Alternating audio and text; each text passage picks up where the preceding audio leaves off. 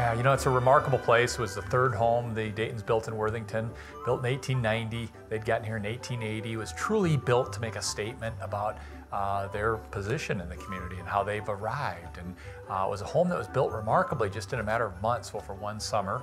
But a home that was built with great grandeur. It's considered Georgian Revival with a Victorian influence, and you can see that Georgian Revival with the columns and the Victorian influence throughout. It's on the National Register for a few reasons. Obviously, the Dayton family is important to Minnesota. The history goes on in lots of directions. I mean, the Daytons came here as a young couple to take over a failing bank. It's said that George learned banking on the train on the way out. He'd really come here after the bank that he was involved in was failing, and the investors turned to him because he was a young entrepreneur out east in New York that had proven himself. And so he came out here with little or nothing and got involved. We think of the Daytons with retail and Target Corporation and Dayton Corporation.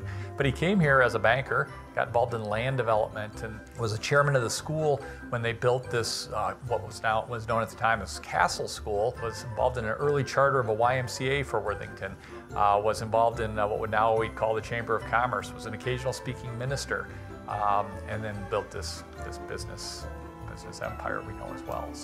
So built in 1890, they moved out in 1902. Even that's a great story.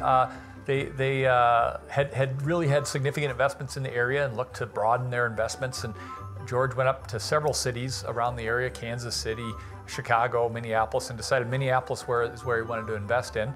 And so he built a building on the edge of the town on Nicollet Avenue, said to be way out. In fact, the papers said it was too far out. Well, today it's the famous Dayton building in downtown Minneapolis in the center of the city. But he built that building as a tenant for a dry goods business, not intending to be involved in the dry goods at all or retail until the dry goods vendor went bankrupt and stuck him with the empty building. So he simply took over the dry goods business, and that's what began Dayton Store. So 1902 was that day when the Daytons left. If you were a kid in Worthington in maybe the 80s, you might have come here to sing Christmas carols because it was a nursing home.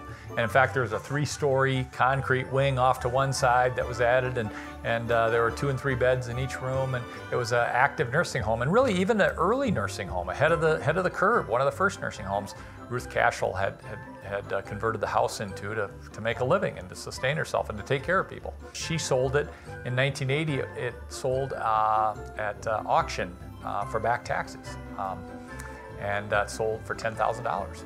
And then it became a boarding house, and more walls were put up, and it was in rougher shape still.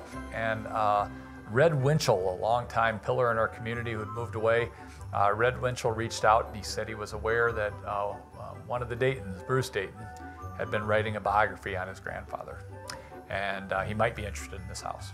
So we had a contact with them, actually on September 11th of 2001, had breakfast with Bruce and on that famous day, and talked about the project and what could happen. And later that day, he wrote a check and said, let's do it. And that began the process. Really a few years process with all local volunteers and almost exclusively local contractors. It's certainly for tours, and historical tours, finding something about the house is great, but have a celebration here. Maybe a celebration of life, right? The family's in town for a service, and maybe they can stay here or at least gather here later. You know, birthday parties, anniversaries, weddings, all those kind of things are wonderful. Maybe a high school graduation, what a great place to be.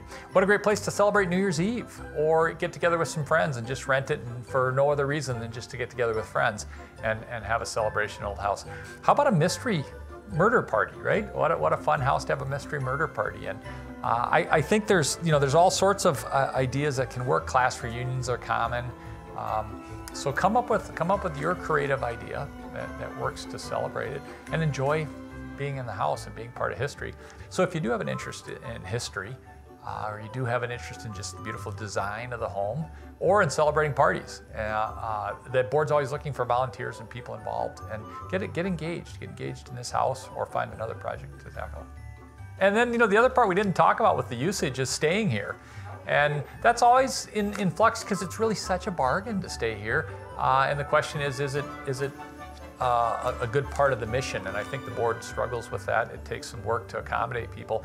But what a great treat for some friends you might have visiting from out of town to set them up here, or your children when they're coming back from out east or the Twin Cities or something, and you want to show off a bit, have them come stay at the Dayton house.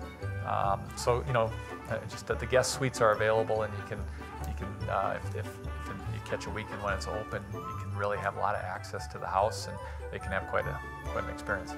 Right, so the website, right, everything's driven by a website anymore, so there's some contact information on there. Otherwise, calling the Nobles County Heritage Center, the Historical Society, and they can put you in touch with the right people.